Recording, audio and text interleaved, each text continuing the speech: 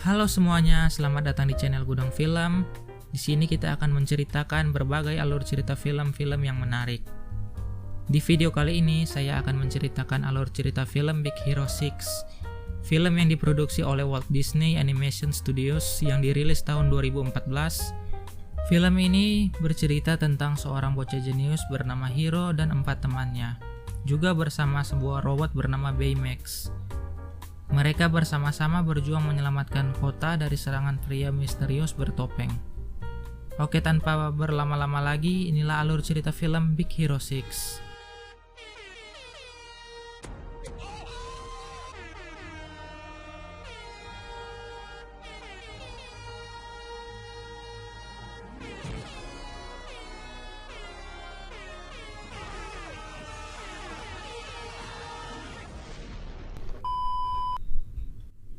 Kisah ini terjadi di sebuah kota besar bernama San Francisco. Kita pun diperlihatkan di sebuah gang telah terjadi pertarungan antara dua robot yang berusaha saling membunuh.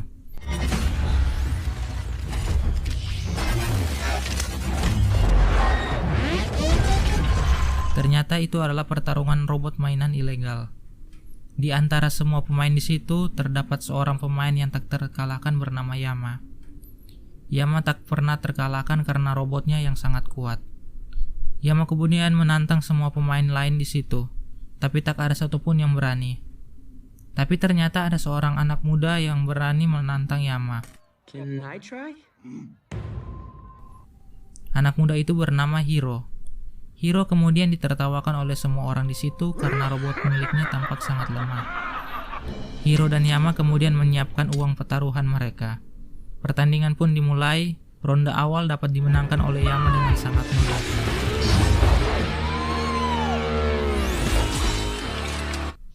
Hiro kemudian menantang Yama lagi untuk bertarung. Awalnya Yama menolak, tapi karena melihat uang yang dimiliki Hiro, dia pun menerima tantangan itu. Pertandingan kembali dimulai. Hiro kemudian mengubah mode robotnya menjadi Megabot dan berhasil mengalahkan robot milik Yama.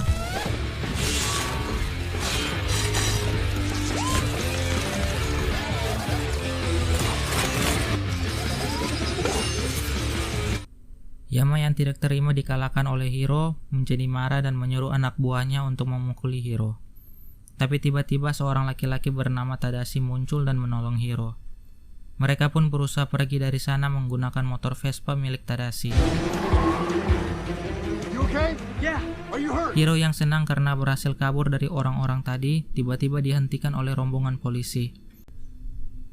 Hiro, Tadashi, dan orang-orang di pertandingan robot ilegal tadi, mereka semuanya ditangkap. Sedangkan di luar kantor tampak seorang wanita yang sedang menunggu dengan cemas. Wanita itu bernama Chess. Dia ternyata adalah bibinya Hiro dan Tadashi. Mereka akrab memanggilnya dengan bibi Chess. Oke guys, di sini gue jelasin dulu kondisi keluarga Hiro.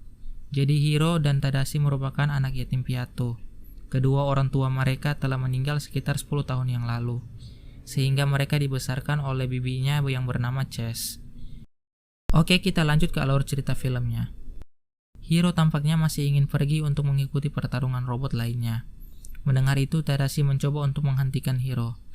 Di adegan ini kita dapat mengetahui jika Hiro merupakan anak yang sangat cerdas, bahkan ia lulus dari SMA di usia yang masih sangat muda.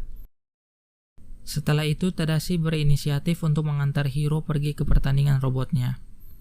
Tapi bukannya mengantar ke tempat pertarungan robot, Tadashi malah membawa Hiro ke kampusnya, San Francisco Institute of Technology. Tadashi beralasan jika dia ingin mengambil sesuatu di labnya. Di situ Hiro kemudian bertemu satu persatu dengan teman-teman kakaknya. Yang pertama bernama Gogo, mahasiswi wanita yang paling keren di kampus. Dia sedang mengerjakan teknologi sepeda dengan suspensi elektromagnetik. Wow.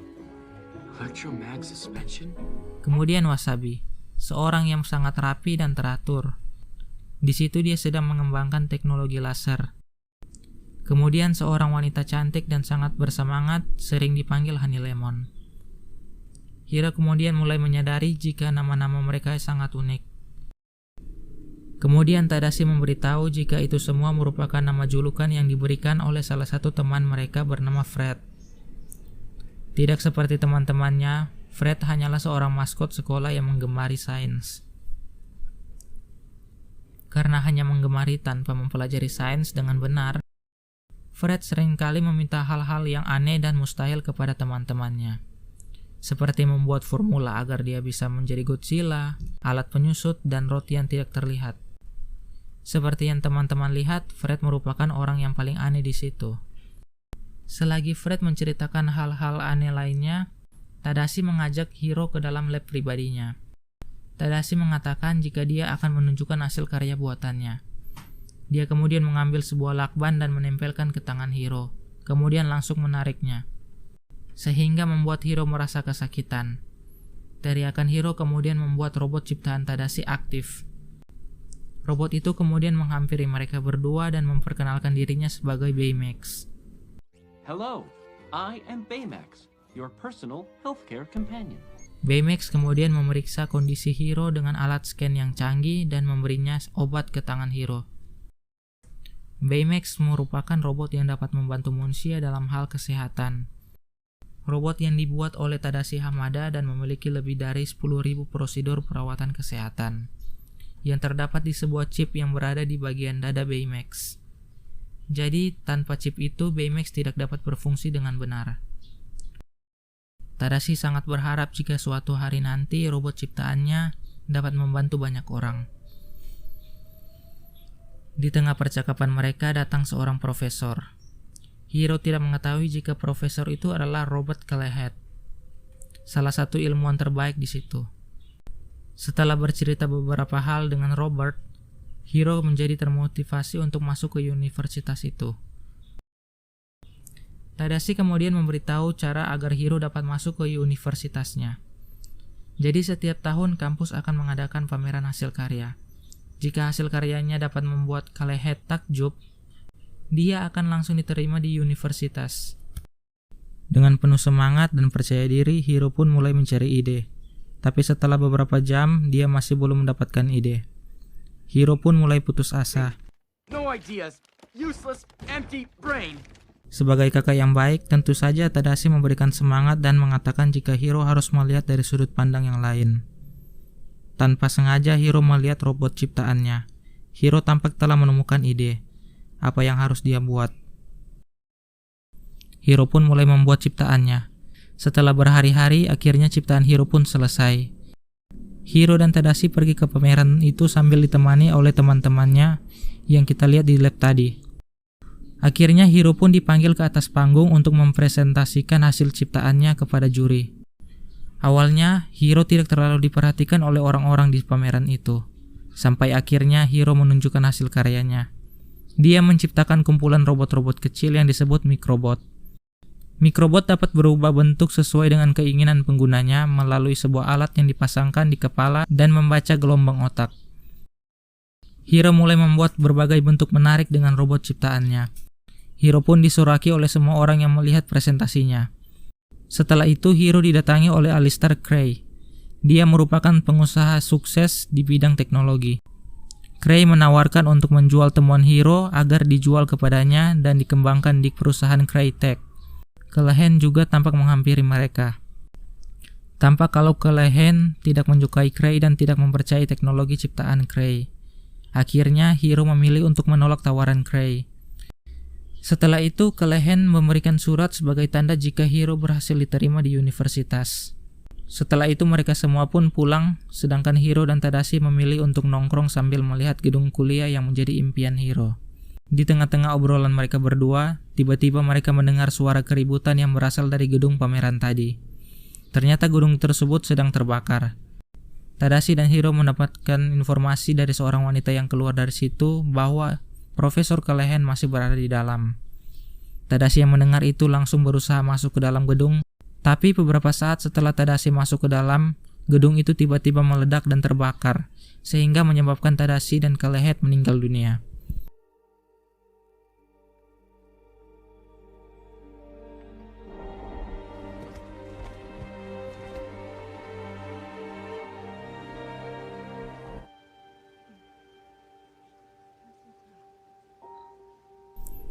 Beberapa minggu pun berlalu setelah kejadian itu.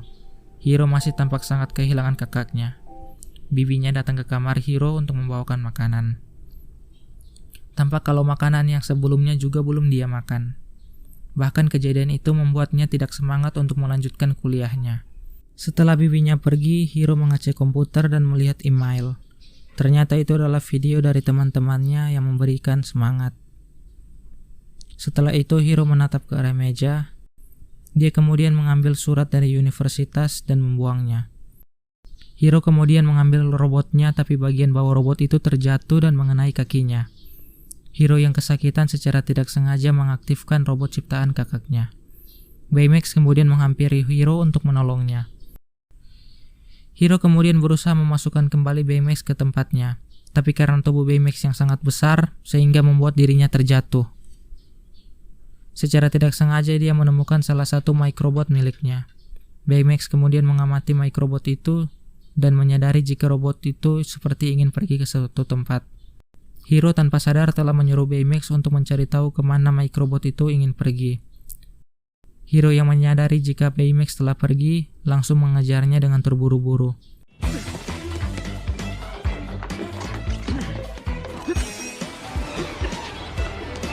Baymax!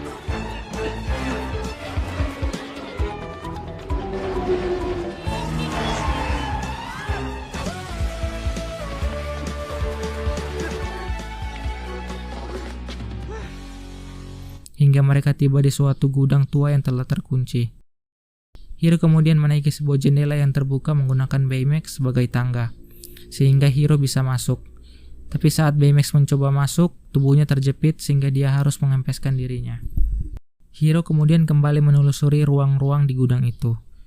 Ternyata di sana terdapat banyak alat yang sedang membuat microbot.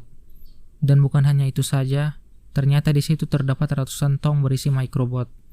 Tapi saat Hiro sedang memperhatikan benda-benda yang ada di situ, tiba-tiba microbot yang tadi berusaha menyerang Hiro dan Baymax. Mereka pun berusaha lari dari sana, sampai akhirnya muncul sosok menggunakan topeng yang mengendalikan microbot itu, dan mencoba menangkap mereka, tapi untungnya mereka berhasil lolos.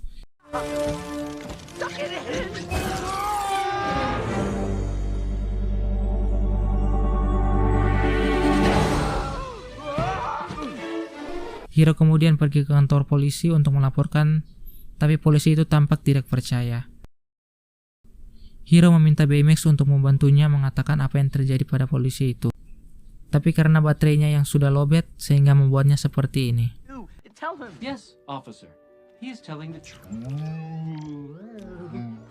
Hiro kemudian harus berusaha membawa Baymax ke rumahnya untuk di-charge lagi. Setelah berhasil membawa Baymax ke kamarnya, Baymax bertanya tentang Tadashi. Hiro kemudian menjelaskan apa yang terjadi pada Tadashi. Yeah, he should have. But there was a fire and now he's gone. Setelah itu, Baymax mencoba membantu kondisi Hiro. Baymax kemudian mengunduh data-data tentang perasaan kehilangan. Setelah itu, Hiro kemudian merasa curiga jika kebakaran yang membuat kakaknya meninggal merupakan hal yang disengaja untuk mencuri microbot miliknya. Hiro kemudian memiliki ide untuk mengupgrade Baymax. Hiro kemudian memasukkan data-data kemampuan bela diri ke sebuah memori yang nantinya akan dipasangkan ke dalam Baymax. Hiro juga membuat baju pelindung untuknya. Hiro kemudian memasukkan memori hasil buatannya ke dalam Baymax, sehingga sekarang dia bisa melakukan gerakan-gerakan karate. Punch this. Fist. Side kick. Knife hand. Back kick.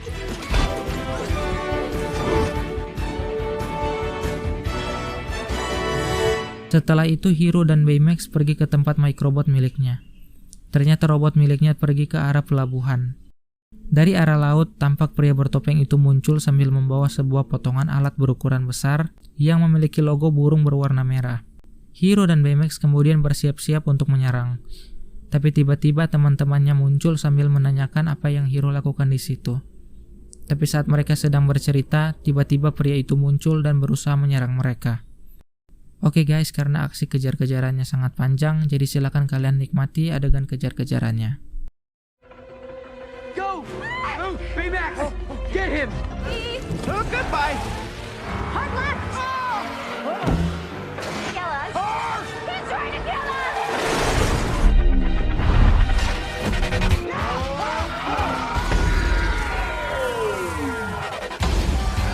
What are you doing? What are you doing? What are you doing?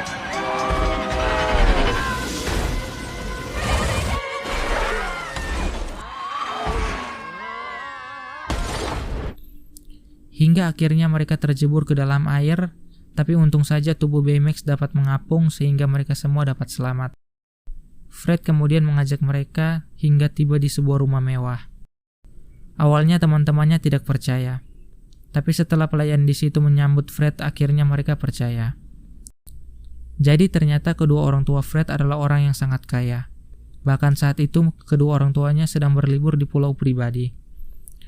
Fred kemudian mengajak mereka ke suatu ruangan yang terdapat banyak sekali koleksi miliknya. Gotta be kidding me. Hiro kemudian menggambar di meja, sedangkan Baymax mencoba menghangatkan tubuh Hiro dan teman-temannya dengan pemanas yang ada di tubuhnya.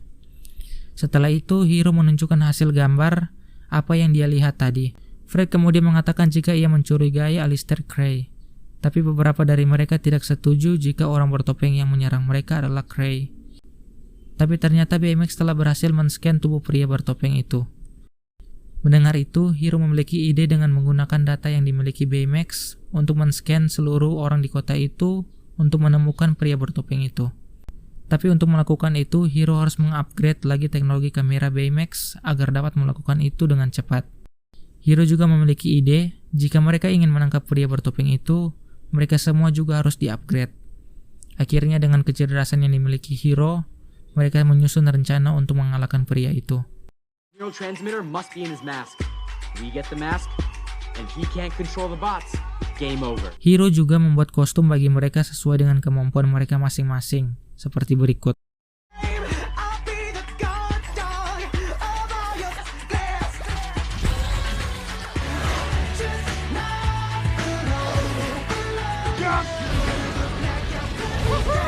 I breathe fire! Setelah itu, Hiro kemudian menunjukkan Baymax 2.0 dengan kemampuan yang lebih hebat dari sebelumnya. Hiro kemudian menunjukkan kemampuan-kemampuan baru yang dimiliki oleh Baymax. Hiro kemudian naik ke atas Baymax dan terbang. Walaupun awalnya mereka tampak kesulitan, tapi akhirnya mereka dapat terbang dengan baik.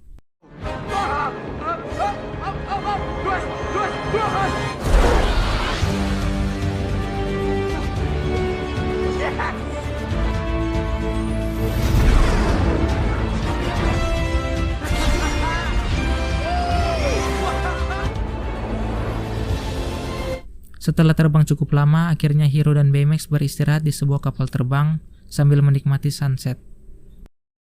Baymax menganggap jika pengobatan Hiro sudah berhasil, menyarankan jika dirinya untuk dinonaktifkan. Tapi Hiro menolak karena mereka belum berhasil menangkap pria bertopeng itu. Hiro kemudian menyuruh Baymax men-scan seluruh isi kota untuk mencari pria bertopeng itu. Akhirnya Baymax menemukan kecocokan data dengan seorang pria yang berada di sebuah pulau kecil di seberang kota. Setelah mereka mengetahui posisi pria bertopeng itu, Hiro dan teman-temannya segera pergi menuju lokasi yang ditunjukkan oleh Baymax. Ternyata pulau itu telah dikarantina. Mereka semua kemudian masuk ke dalam sebuah fasilitas penelitian yang terdapat di situ. Hingga mereka menemukan suatu ruangan yang tampak hancur. Di situ juga tampak logo seperti yang dilihat oleh Hiro waktu dia diserang oleh pria bertopeng. Mereka pun mencoba mencari sesuatu di situ. Mereka kemudian memeriksa rekaman CCTV dari ruangan kontrol yang ada di situ. Intinya di situ Gray sedang mempresentasikan sebuah alat teleportasi, tapi alat itu mengalami kegagalan sistem dan meledak. Sehingga seorang pilot wanita bernama Abigail harus terjebak dan tidak bisa kembali lagi. Hal itulah yang membuat tempat penelitian itu ditutup oleh pemerintah. Selagi Hiro dan teman-temannya menyimpulkan apa yang mereka lihat dari rekaman CCTV, tiba-tiba dari belakang mereka dilempar sebuah bongkahan beton. Tapi untung saja mereka berhasil dilindungi oleh Baymax. Mereka kemudian mencoba menyerang pria bertopeng itu, tapi karena mereka tidak terlatih dan tidak memiliki rencana, Mereka semua satu persatu dapat dikalahkan oleh pria bertopeng itu dengan sangat mudah. Spread time. Super jump! Get the mask.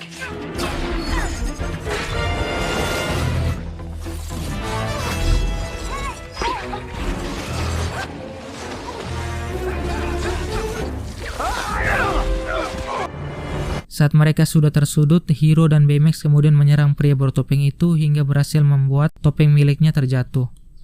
Dan ternyata pria bertopeng itu bukanlah Cray, melainkan Profesor Callahan. Jadi, waktu kejadian kebakaran tersebut, Callahan menggunakan microbot milik Hiro untuk menyelamatkan diri dari kebakaran itu. Sehingga Tadashi yang mencoba menyelamatkan Callahan mati dengan sia-sia. Hiro yang mengetahui hal itu menjadi sangat marah dan menyuruh Baymax untuk menghancurkan Callahan.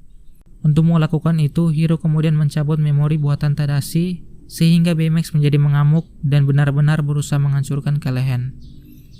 Teman-teman Hiro kemudian mencoba menghentikan Baymax. Sampai akhirnya Baymax dapat tenang kembali setelah memori milik Tadashi dimasukkan lagi. Tentu saja hal itu membuat Callahan berhasil lolos. Hiro pun menjadi sangat kecewa dan langsung pergi bersama Baymax meninggalkan mereka di situ. Sesampainya di rumah, Hiro langsung memperbaiki alat pemindai Baymax yang rusak. Setelah itu, Hiro mencoba mengeluarkan memori buatan Tadashi dari tubuh Baymax.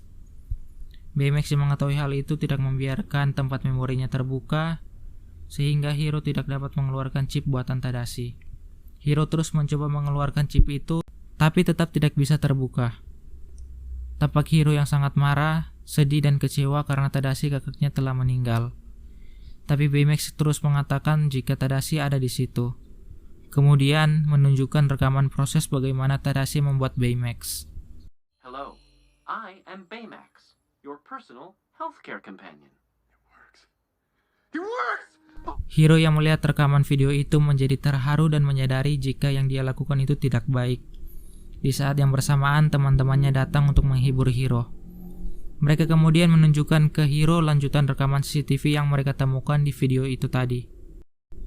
Hiro dan teman-temannya menyadari jika wanita yang masuk ke dalam portal itu adalah putri dari Callahan. Dan Callahan menyalahkan Cray atas kematian putrinya. Jadi Callahan berusaha membalaskan dendamnya kepada Cray dengan menggunakan microbot milik Hiro. Kita kemudian diperlihatkan Cray yang sedang mempersiapkan kampus buatannya. Tiba-tiba Callahan muncul dan menyerang Cray menggunakan microbot.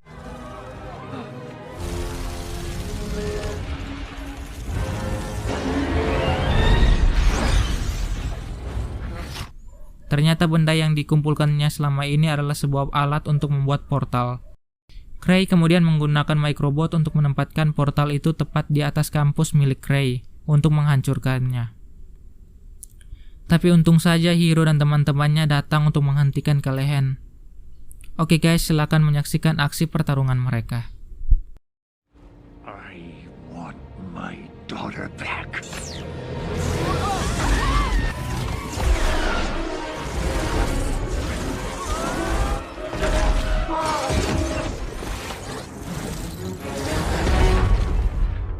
Leaping into action!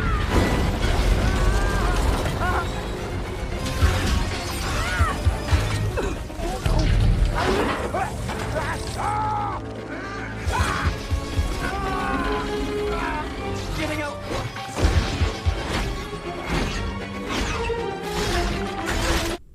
Setelah mereka semua terpojok, Hiro yang hampir terhisap ke dalam portal memiliki ide setelah ia melihat microbot yang digunakan Cray juga ikut terhisap. Hiro kemudian menyuruh mereka untuk mencari jalan keluar dengan cara melihat dari sudut pandang yang berbeda. Sama seperti yang Tadashi katakan kepada Hiro saat mereka membuat microbot.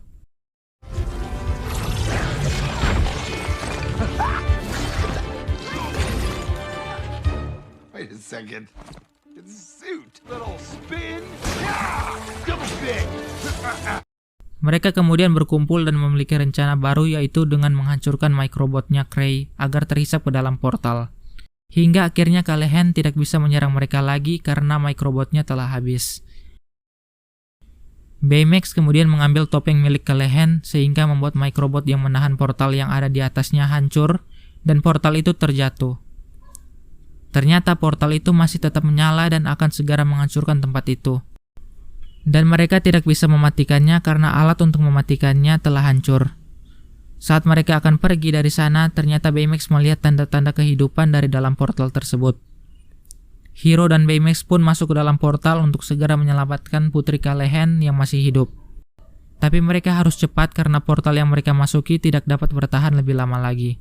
Di dalam, Hiro dan Baymax harus mencari posisi Putri Callahan sambil menghindari puing-puing bangunan yang hancur tadi. Mereka pun berhasil menemukannya dan segera mendorongnya kembali ke dalam portal. Tapi saat mereka hampir mencapainya, tiba-tiba sebuah bongkahan melayang ke arah mereka. Karena Baymax berusaha melindungi mereka dengan tubuhnya, hingga menyebabkan alat pendorong milik Baymax rusak. Baymax kemudian memiliki ide untuk menggunakan pendorong di tangannya. Hiro tidak menyetujuinya karena dia akan kehilangan Baymax. There is still a way I can get you both to safety. No! There's gotta be another way. I'm not gonna leave you here. Hingga akhirnya Hiro dan Baymax harus berpisah. Hiro dan Abigail akhirnya dapat selamat menggunakan pendorong yang ada di tangan Baymax. Setelah itu Abigail langsung ditolong oleh perawat sedangkan Callahan harus ditangkap akibat semua perbuatannya. Beberapa hari setelah itu, Hiro kemudian melanjutkan aktivitasnya seperti biasa dan mulai berkuliah bersama teman-temannya. Sekarang Hiro menggunakan tempat milik kakaknya. Saat Hiro sedang membereskan barang-barangnya, Hiro secara tidak sengaja menemukan memori Baymax buatan Tadashi di tangan Baymax. Hiro kemudian membuat lagi tubuh Baymax dan menggunakan memori buatan kakaknya, sehingga Baymax bisa ada bersama-sama dengan mereka lagi. Mereka akhirnya bersama-sama menjadi superhero di kota mereka. Dan tamat. Oke guys, semoga kalian terhibur dengan alur cerita film ini. Jangan lupa klik subscribe dan klik lonceng notifikasinya untuk mendukung channel ini terus berkembang. Oke, salam sukses luar biasa.